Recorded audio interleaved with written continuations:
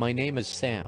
I am 17 years old and I need to tell someone what happened to me. First of all, I am sorry for the audio. The radio I'm using is old, and the signal at this place is horrible. I wish I were home with my parents. I live in a small town. We all know each other.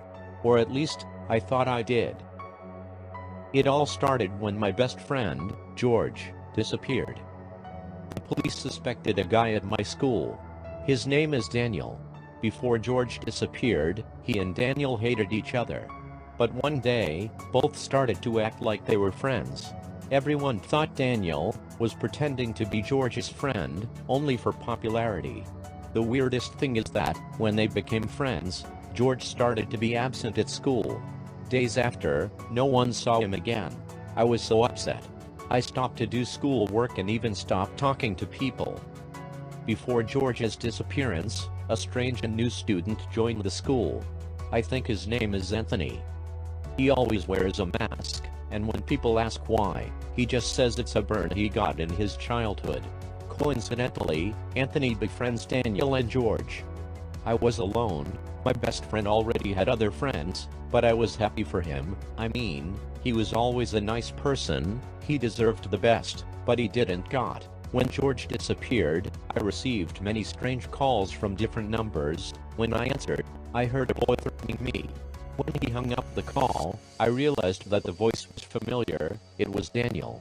I immediately called the police, but since I wasn't sure if it was really Daniel on the call, they would just keep an eye on me and my residence. If nothing happened, they would leave. In fact, I still have the call I made that day. I thought it was better to record to have evidence against who was calling me. 911, what's the emergency? I am receiving calls from different numbers with the same person threatening me. I'm not sure, but I think I know who it is. I'm sorry, sir, but if you're not sure, there's nothing much we can do. But if you agree, I can send an officer to watch over your residence. Please, anything that makes me feel safer. After giving my address, the call dropped, then someone else started talking. I still get goosebumps when I hear it. Stop trying, Sam. They won't believe you, and if they do, it will be too late. I'm outside your house, and I'm staring at you. At that moment, I started to panic. My parents were shopping and it was already around 8 p.m. Someone was outside my house and I didn't know what to do. If only I had called my parents. Minutes after that call, someone rang the doorbell.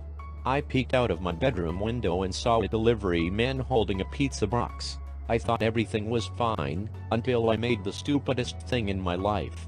I went down the stairs and opened the door. Sorry, I got attacked by a strange call from a male voice telling me he was outside my house. Oh wait. There's a delivery man outside, exactly where the man said he were. Let me open it and die. Hello, sir. This pizza is for Josh. Is that you?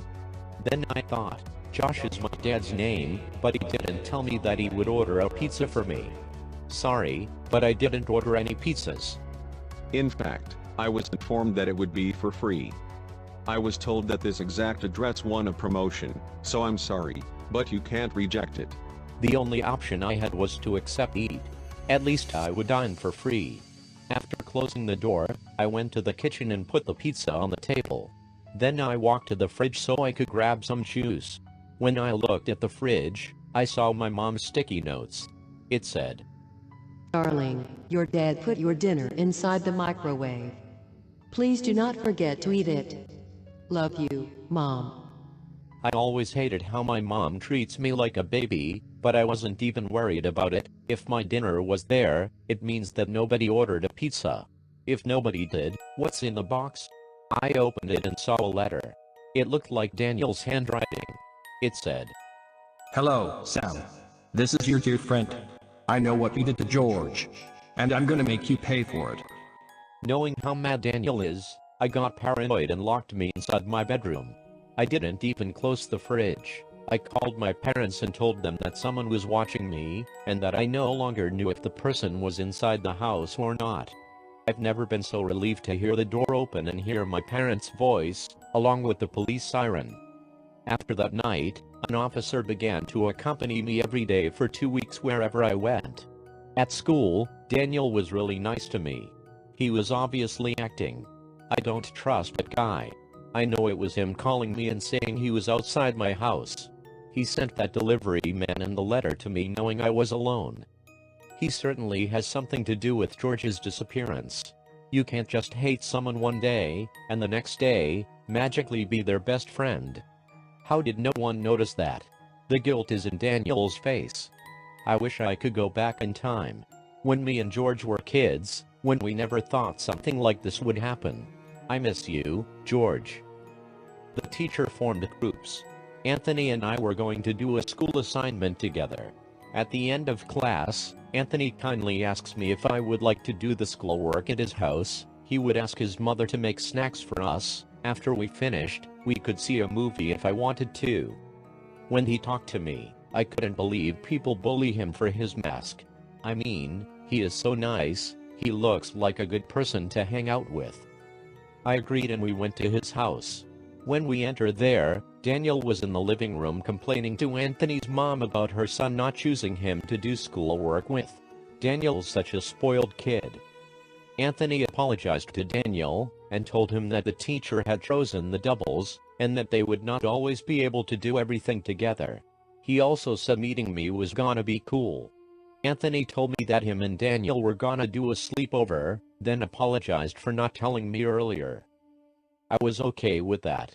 I mean, I was gonna be there for a few hours doing schoolwork with Anthony. That was really nice to me. What could go wrong? Never ask what can go wrong. This is just a way for everything bad to happen. And I'm not being dramatic. I wish I could warn my earlier self. Daniel offered me some juice, so I drank it.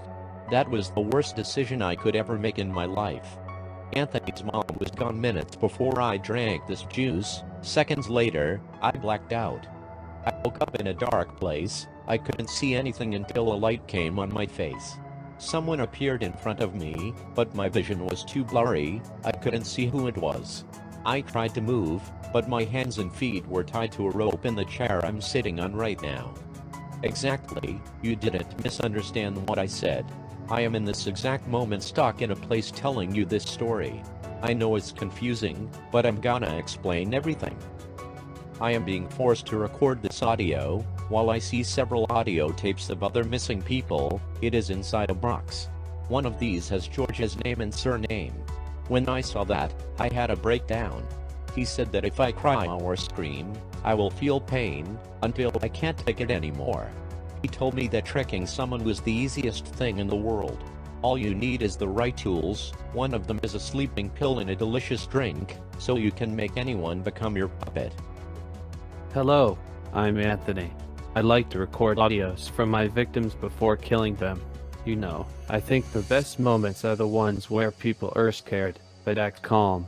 And, you know what the best part of doing this is? Nobody ever suspects you. Like, I'm just a quiet, gentleman boy. Now, I'm gonna accuse Daniel by using recorded calls he made and the camera footage of him giving Sam a drink. After this, the police will arrest him and there will be no more crimes for some years in this town. I'll move in some weeks. My mom was arrested 3 times and my dad is in a prison far away from here. We move twice a year to small cities. Anthony of future, I hope you're proud. If not, I hope you're doing better. And if you're wondering, yes, Sam is dead right now. About George, all I had to do was be friends with him and plan a sleepover at my house. When he was asleep, I brought him to my secret place, an old dark shack in the middle of the woods. Then I recorded him telling me about his point of view in this story. If I were you, I'd be careful. Because I'm staring at you.